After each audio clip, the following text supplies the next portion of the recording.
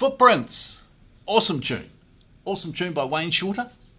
And we're going to give you a relatively complexity-free version to play it. So we're taking out some of the stuff that's not necessary for us as pianists or unmanageable for us as pianists. All right. Let's give you a little flavour. I have done one of these on the channel.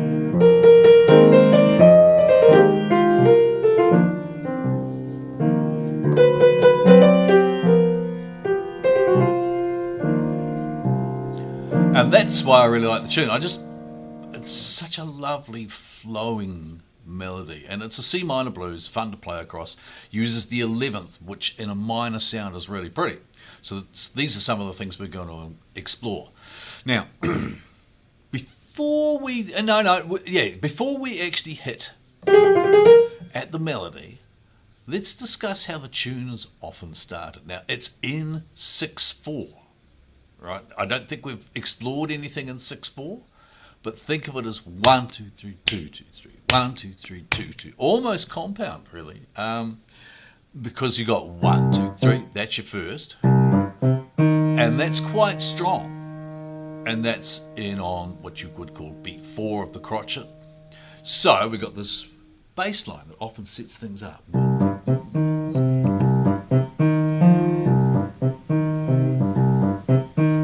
And if you want, you can put a chord over the top.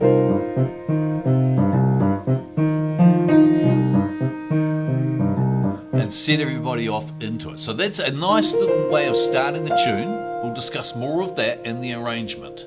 Let's now explore the melody, because it's the melody that's really pretty with this.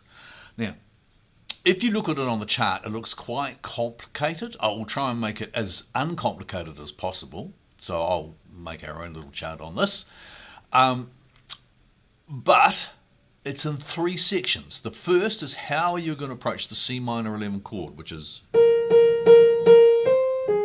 Oh, no, it's not. How you're going to approach the C minor 11 chord, which is this.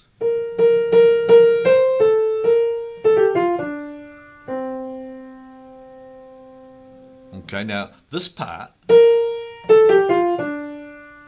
Be very aware of the fingering. 4, I really encourage good fingering, and I encourage you to use 4. It's going to keep your hand relaxed and therefore less inclined to tighten up and cause yourself all sorts of funny kind of pains and injuries. And good fingering makes for good sound. So have a listen. Just 2 over. And if we learn that, that actually covers our next part, which is the F minor. Okay. Notice I put the 4 there and then finished it with that line, which we've already learned. Let's do that again.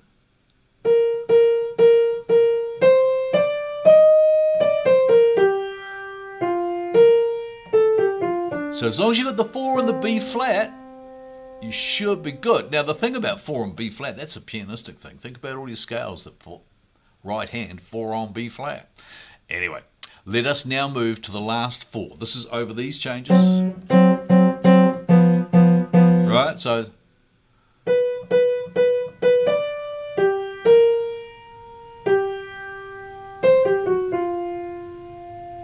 Yeah, now 4 probably is not as important. We'll try it with 5 there, but 3 here and thumb there with that just extends the hand beautifully and keeps you nice and relaxed as we're looking for. I like 5. Using 5's good. Okay, there is the whole tune. Right? Beautiful thing. Now we'll listen to that a little bit later as we're going through. Now, let's go on to the wonderful thing of the left, the accompaniment. Now we've got a couple of elements that I suggest you really practice up hard here and then alternate them throughout your tune to create interest. The first element you might or might not start on, but I suggest perhaps bringing it through into the tune at some stage, is this bass line. And as we've seen before, you can put different chords over the top, or right? That's the C minor. You'll see it is really just a C minor chord broken up. There's your third. That's 1, 5, 1, and we're skipping the third down there. Otherwise, it would be really boring, right? And then, just to give a little lift, it drops into the C minor 11, or drops into the F. Now remember, in a minor chord, the 11 stays natural. Sounds really pretty.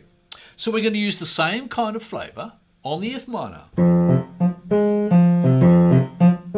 And we can go up to the 4 if we want, but I don't think we need to.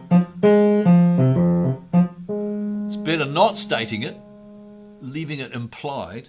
Implied harmony is often more interesting. And we'll leave it there. Now, when we get to the D7, I've explored quite a few different things on it, and I might do them when I'm playing, but this is the safest approach. Would just be 1, 2, 3, 1, 2, 3. Now, we are talking about tritones and dominant 7 chords. So we have a D7, down to a D flat 7, and then down to a C minor 7. Or, and therefore, all we're going to do in the left is just play the tritones, or the guide tones, as a lot of horn players will call it, because it's how they keep on task. So, learn those. This one. Learn this one. And learn this.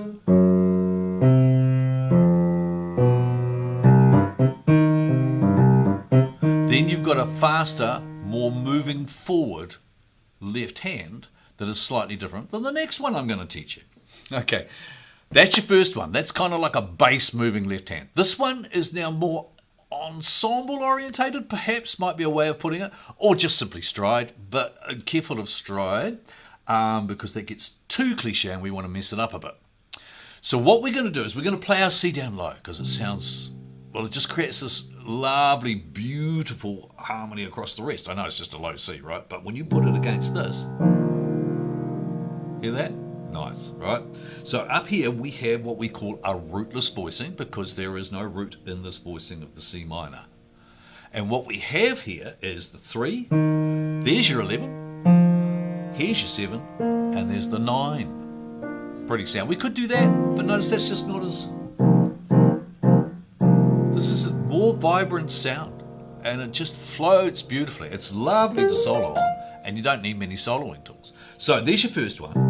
There's your C minor 7. Or, sorry, there's your C minor 11. And you just get used to playing that. So what I suggest, and a couple of things with these, with a stride, come up and then down. Now, once you get used to it, you might think, oh, he doesn't do that, but I've been practicing it a while, so now I just get it. But when you're practicing it, go above the chord and down onto it, so you don't get in and glitch, you know, like you might come in from the side, and therefore hit other notes. You want to hit it clean. So, and you actually get very used to that distance after a while. It's not as hard as it seems with practice, and practice makes all the difference. Right, let's do it on the F minor 11. Now, before we go down and play the F, let's have a look at how we are going to voice the chord.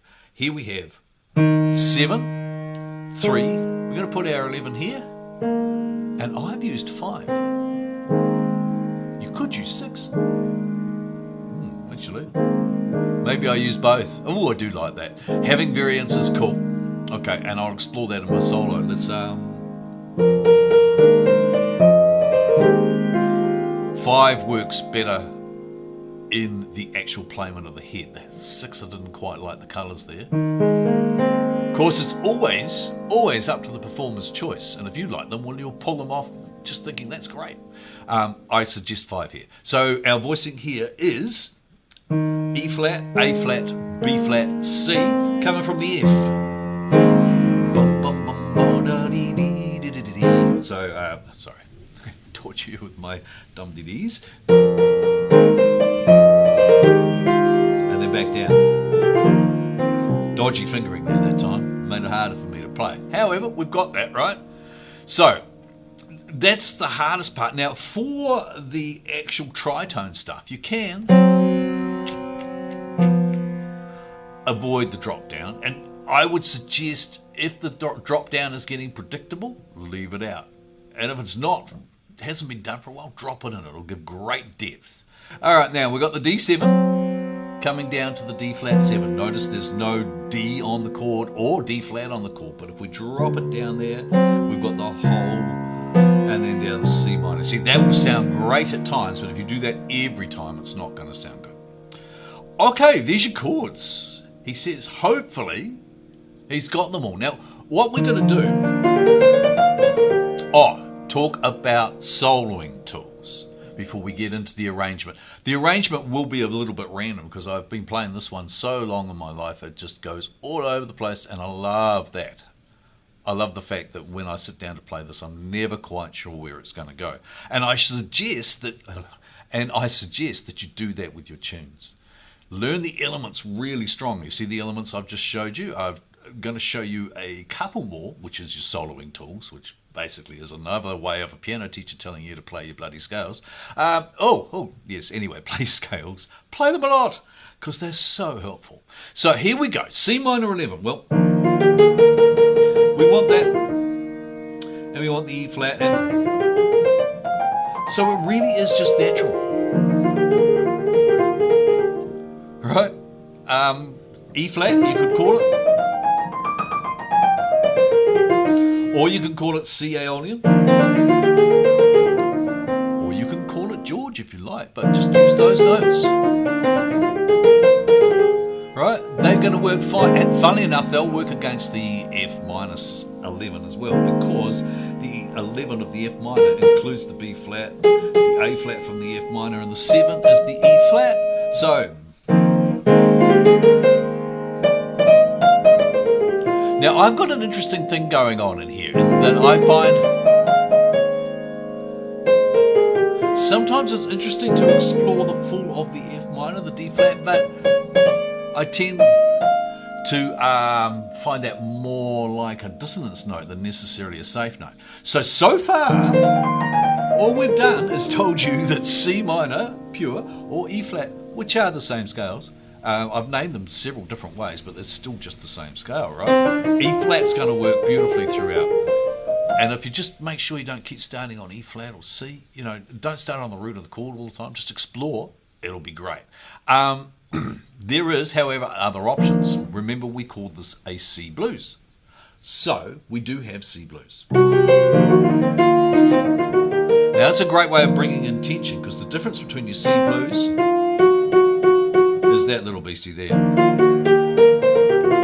And takes that out. But now, notice that the note I'm talking about splits the octave dead in half. It's your tensest note. That's why it's so useful. That's why the blues is so cool. Anyway, okay, so we've got C blues, C pure or E flat, and over the D7, D flat 7. Now, of course, C blues will work, they're fine. Also, actually, I probably should show you these. I haven't shown you many arpeggios, so let's show you one. Let's D7.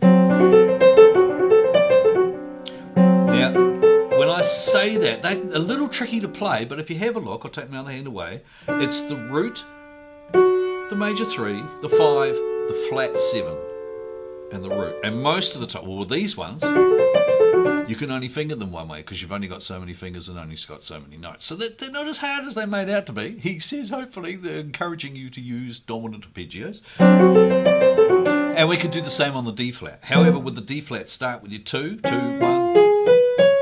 And if you do them that way, there's no other way of fingering them as well. So it's 2, 1, 2, 3, 4. These are a little bit more advanced than perhaps I've normally talked about. But seriously, bringing arpeggios into your playing is so useful for stating your harmony quickly. Have a listen. You've immediately said, hey, that's D flat 7, like here. You've immediately said that's D7. So those are some options, right? Here's another option, and I just stumbled on. I'm not going to go into the technicality of this, but if you're coming into this part of the tune, and perhaps you've been having a lovely little solo, and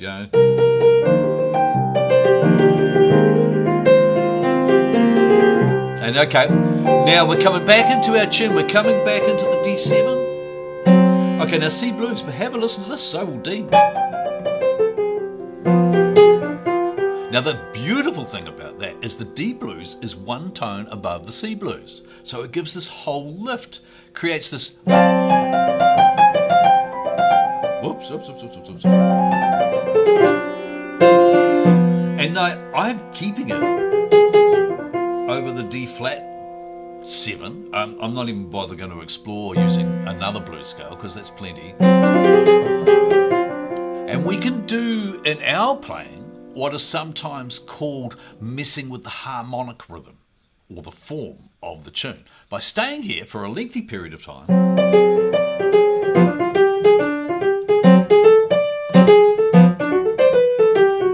So using different tools to solo over these two changes.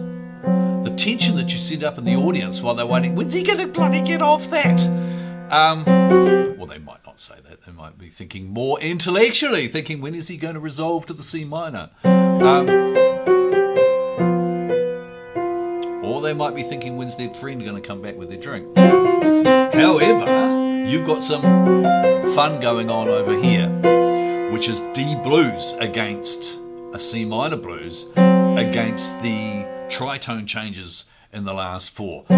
Seriously, everyone messes around with the last 4, and the more you do it, the more tension you can create. So, here's our scales, just in case we've forgotten. C minor, pure. E flat. Just the same as the previous one, just coming from a different point of view. C minor, blues.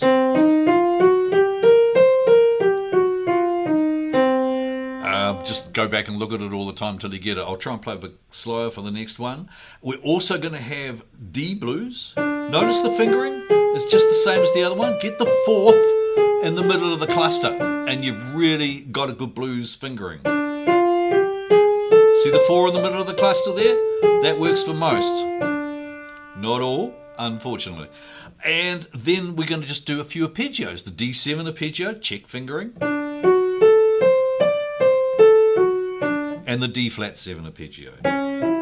Ooh, ope. Notice that thumb tuck? This is why you do it that way. You can hit these arpeggios in a very relaxed fashion because that's a natural way to leave your hand. Always come to the instrument in the most natural way you can. That way you don't create pain. All right, arrangements.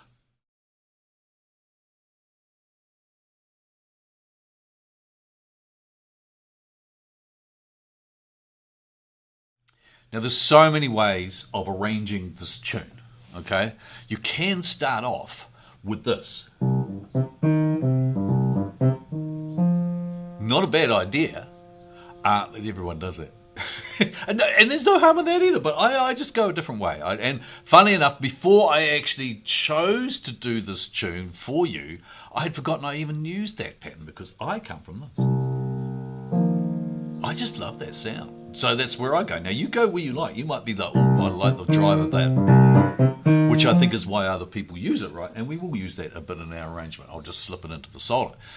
Okay, now, if you start this way, you don't even need to state what tune you're on. Now remember, you might be playing somewhere where you have to make this tune last a long time. You might be doing a restaurant or something.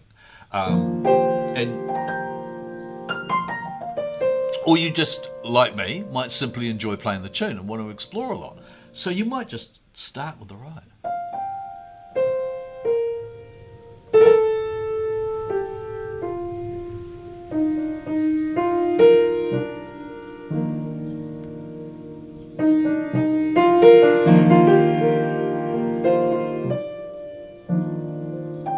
And like, if it's your turn to solo, you might spend a lot of time on that.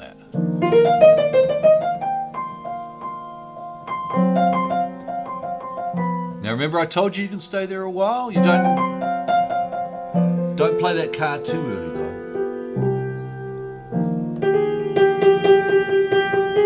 So I'm just messing with the harmonic rhythm.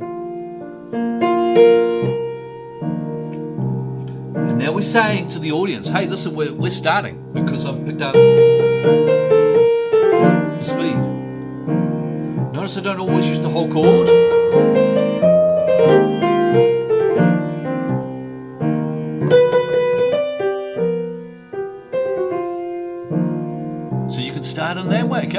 You know, and you could have started, let's do that, a different start. So you might start.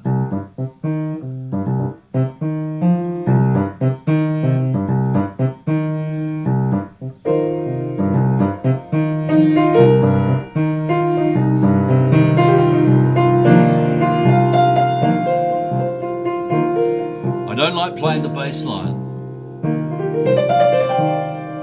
while the head's going because it's distracting, sorry. So you might start in that way. There's plenty of ways to start it, and when I've actually I'm doing the talk and play, but I'm talking about the whole arrangement at the moment. So let's think. Yeah, it's a C minor blues. You might have noticed it goes very quickly. So I suggest you do it twice to start with, and you might put other things in. Right, so now what am I talking about? Other things. So like, by that you might next time you're. Now that is often used in a brass line. Like if you've got a couple of brass hanging around, nothing like it. If you've got a couple of saxophones in your life, oh, the joy. Just get them a line there. That sort of thing, but we don't. It's just us, so we're just going to go.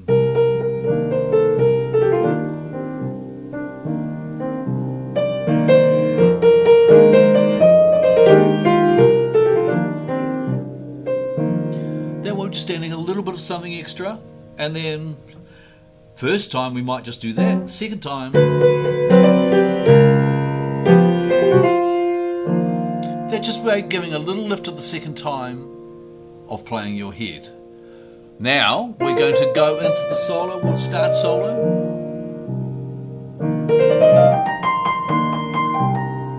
And then you come back.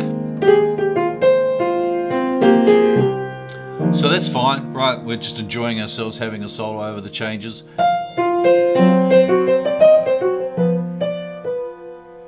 Now this is the time that we can actually consider going here for longer. And you might even use the new bass line that we've been working on.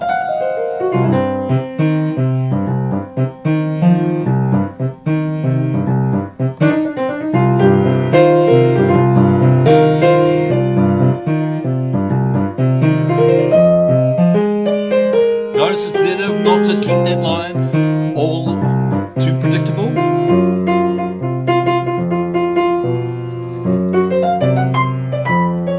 It's been out there, isn't it?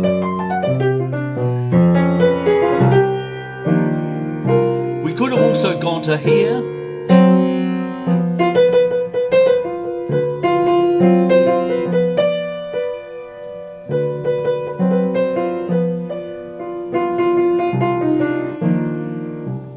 Now something that it's a good thing to mention in all these C minor blues, like for instance, if you're playing a gig that you just want to keep flowing, you can change tunes halfway through and come back to footprints. Now, I won't do it too much in our final version because it's going to make it far too long. However, we did do Mr. PC just recently, and Mr. PC is a C minor blues. So I'll show you what I mean. You've got into your solo, you're having a lovely time.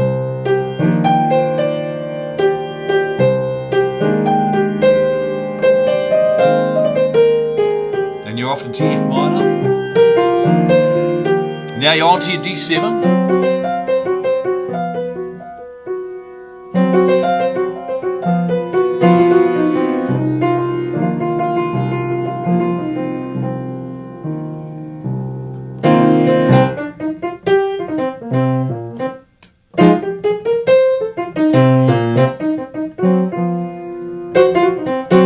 Notice just hit because of those changes. Now, this is not rad at all. This is jazz players do this so much. I walked past some friend of mine's recently busking down in Kilburnie and heard a Thelonious Monk tune slapped in the middle of something else. I go, that's Thelonious. And they go, oh, yeah, probably. Yeah. So we can do that kind of stuff. So you've got this going on and you're thinking,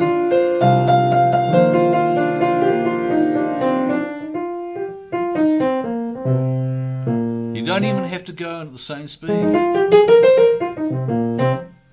And perhaps here.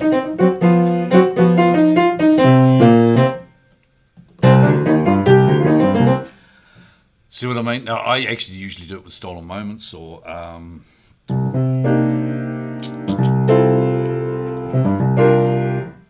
but there are others as well. Rocking one tune into the next is a great way because you can come out of Mr. PC, you've been soloing in it, and then just drop back into footprints. Okay, so you could do that, but so we're back into footprints, and now we're thinking about, okay, how are we going to finish our tune? Now, we've explored different types of soloing and hopefully been excited. My whole suggestion in your arrangement is don't stay one place too long. Think of about a story. It's got to move on. It's got to tell a bit more. Okay, so we've told our story and we're coming back to our head. So you might have been...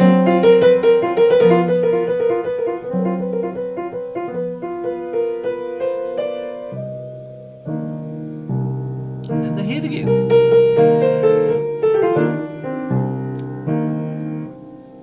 Only once this time. And then...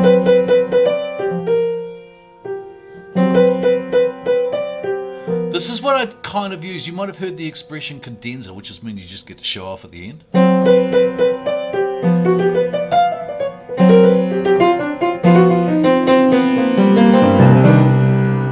Whoops, they blew that. And then I like the dropping the dynamic away. In fact, this one is really very useful to use soft dynamics.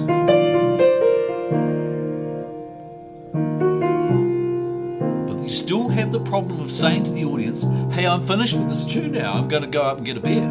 Or better still, bring me one. But you've got to have it finished. And so you use the major 11, the major 7 against this chord to create. Here he's saying, okay, it's all over. Time for a new tune. We're going to move away from C blues and find something else to play. Alright? So your arrangement is very much fluid, but do have a plan even if it disappears. Now, I had a plan there, and I will talk and play a bit on this one, and I'll do a whole version, and we'll see just how it rocks out. Well, it's not rocks out, is it? It's jazz. How does jazz sound? That's why we don't use that expression. It doesn't sound right, does it?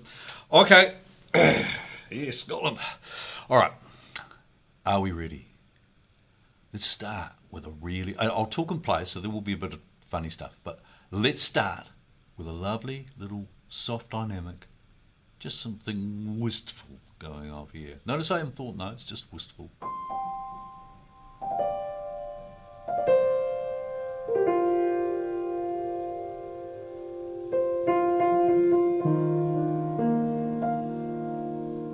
I actually think...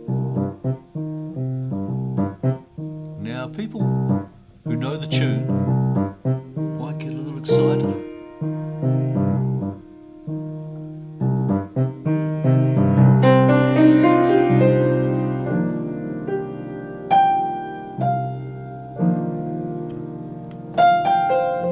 If you're the sort of person that likes long notes in the solos, which is me, because I see them as a soloing tool.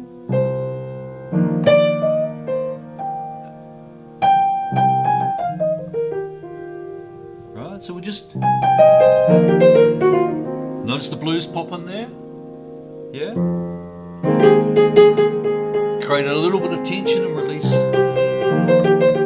Okay, that's pretty safe around that chord, but let's still staying on the C blues on those dominant changes, saving the D blues for later. Okay, now we've got the rhythm going, so everybody knows we're into it. Try and keep your left quiet.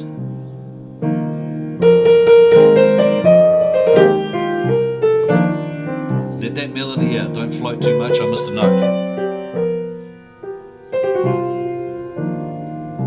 And again.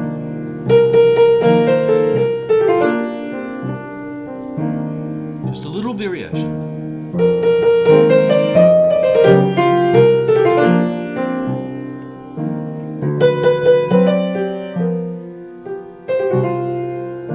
Slightly dodgy chord.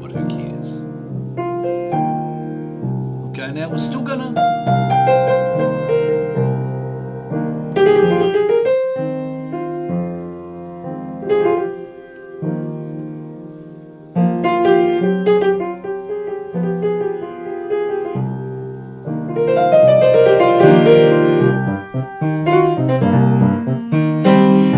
so we're using that line.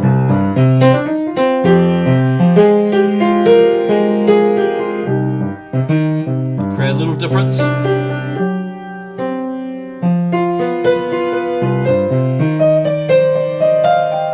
Now stride, because we can get a little aggro with it.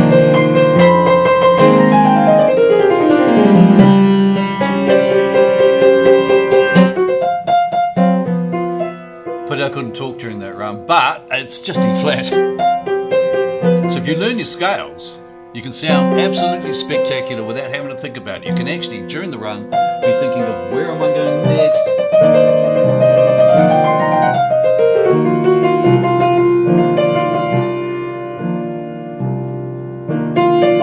Now notice we just found a little theme there. It doesn't matter what it is.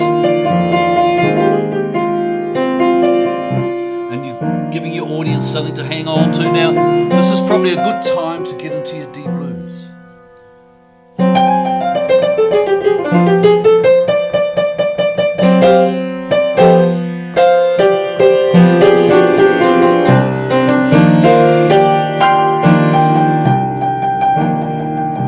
Sometimes it never doesn't hurt to just start getting a little bit aggressive on it.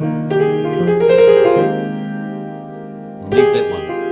If you don't think you're going to hit it properly, don't hit it at all.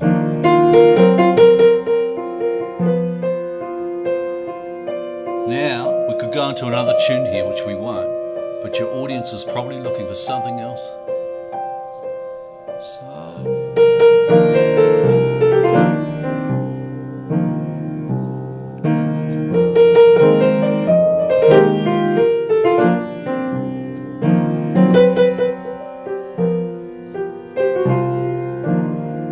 going to do it again, partly because that head is just so nice.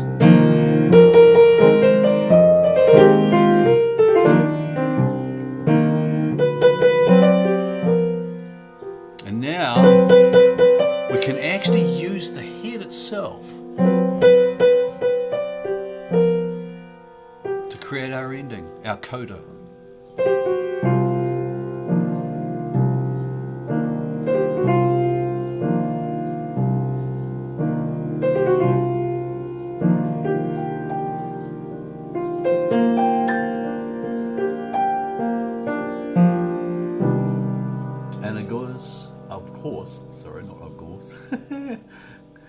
And of course, our major 7, just to say, it's over now, time for a new tune.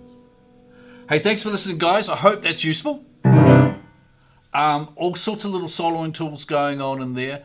Think more at times about your dynamics and articulation. They often bring great results. Okay, let's go and eat it. See you soon, guys.